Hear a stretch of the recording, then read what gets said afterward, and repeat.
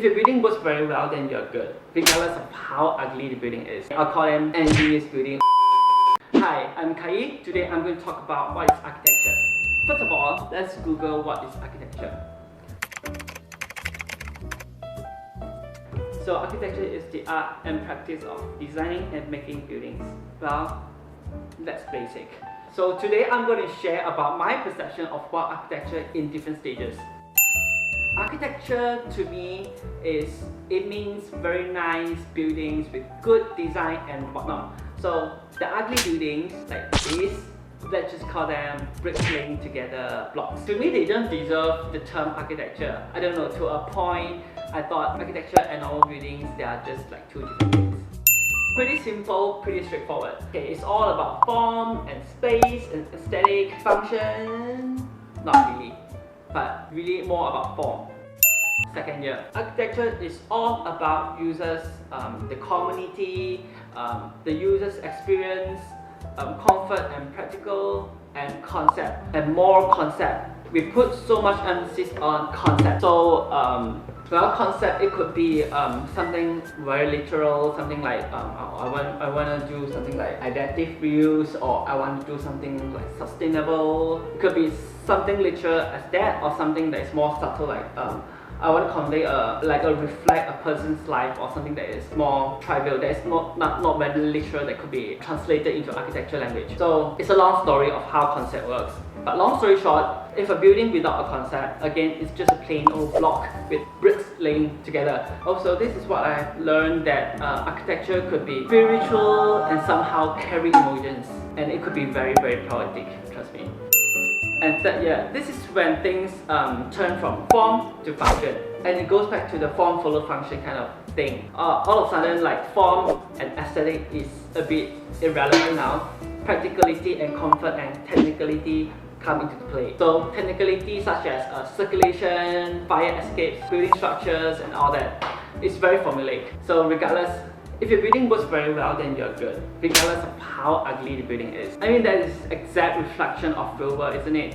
Like, people would appreciate a very well designed building in terms of like circulation, all that, in terms of practicality, rather than a fancy building which does not work at all. Sorry, Mr. Frederick. But for me, if a building only works well without any sense of aesthetic or connection with human touch, they are just, again, I'll call them engineers building or contractors building. Okay, I'm sorry fellow engineers and contractors, but to be honest, they did such a great job making sure a building works. But that really questions our role as an architect in this industry. So if engineers and contractors could build buildings, then what do we do? What do we do? So we need to be creative and be aware of the surrounding context and be brilliant about what we design. Wow, this totally blew my mind. The internship is even more formulaic than your final year in undergrad. It is much more than that. It is much more than what I've mentioned above. Things are more restrained when money comes in. As a wise man once said, no money, no honey. So in a company, many stakeholders that could affect the design and so on. So for example, like your boss, your supervisor, and then you as a designer, and most importantly, our beloved client. So the conversation between designers and clients sometimes could be a bit tense, and sometimes what they want is not what you want, and sometimes what they want is just ridiculous and funny and ugly. Okay, sometimes they are straight up ugly, and don't try to argue with me. Trust me, I'm an architect. Okay. But it questions me of what I've learned in uni. Like we have to respect to the context, we have to respect to the user, and user-centric. The word user-centric, who is the user of the building, which is the user, which is the client. It so happens they are the user as well, the client. And this is a moment that you know that you have to show your aesthetic sense down below your gut, and also stuff the building subjective bullshit into your brain, and also blindly follow what they want. This is the first time I know architecture could be so socio-politically inclined.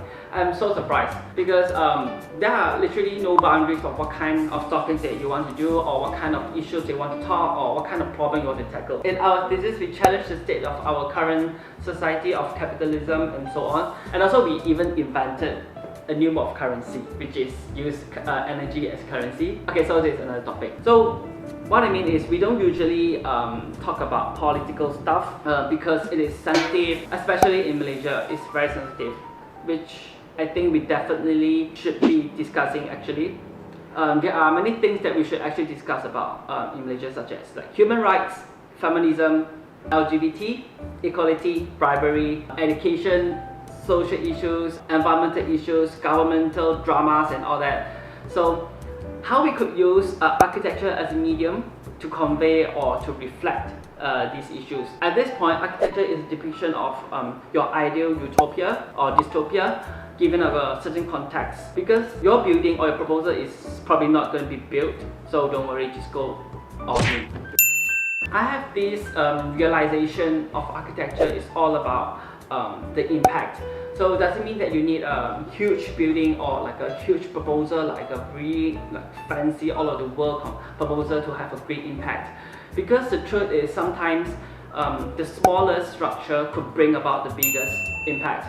I mean the good impact, not a bad way. Almost like a tiny nuclear bomb could detonate an entire nation kind of impact, but in a good way. We always talk about like concept and idea and that we want to bring change, a good change, but to be honest, architecture as in building itself could not solve every problem, whereas itself solves an issue already, and we have to admit that. But what we can do is to be really aware of this and be really careful of what we built. We can't just press an undo button of what we have built, or after all the carbon footprint and all damages have been done.